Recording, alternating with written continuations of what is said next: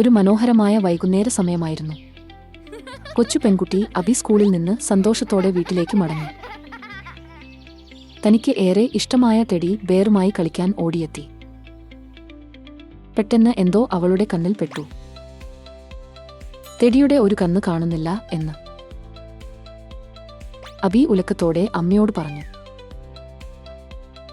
അമ്മ അടുക്കളയിൽ നിന്ന് പുറത്തിറങ്ങി പറഞ്ഞു, അബി, അത് തീർച്ചയായും എവിടെയെങ്കിലും ഇവിടെയായിരിക്കും വീണത്. വിഷമിക്കണ്ട, നാം രണ്ടുപേരും ചേർന്ന് തിരയാമോ? ശരി അമ്മേ എന്നതിനൊപ്പം ഇരുവരും വീട്ടിൽ മുഴുവൻ തിരയാൻ തുടങ്ങി. അബിയുടെ മുഖത്ത് നിരാശ വ്യക്തമായി കാണാമായിരുന്നു. അമ്മ സ്നേഹപൂർവ്വം പറഞ്ഞു, ഇവിടെയെങ്കിലും ഉണ്ടായിരിക്കും, ക്ഷമയോടെ തിരിക്കാമല്ലോ.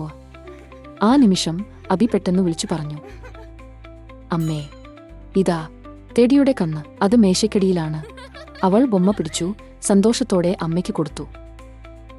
അമ്മ പുഞ്ചിരിയോടെ തയ്യൽപ്പെട്ടി എടുത്ത് ഓർത്തതുപോലെ ടെഡിയുടെ കണ്ണ് തേക്കാൻ തുടങ്ങി. ടെഡിയുടെ കണ്ണ് ഇനി ശരിയാകുന്നു. ഇനി നിന്റെ ടെഡിയെ വീണ്ടും കാണാൻ തയ്യാറാണോ? അമ്മ ചോദിച്ചു. അബി സന്തോഷത്തോടെ ചാടികേറി അമ്മയെ ആലിംഗനം ചെയ്തു പറഞ്ഞു, നന്ദി അമ്മേ.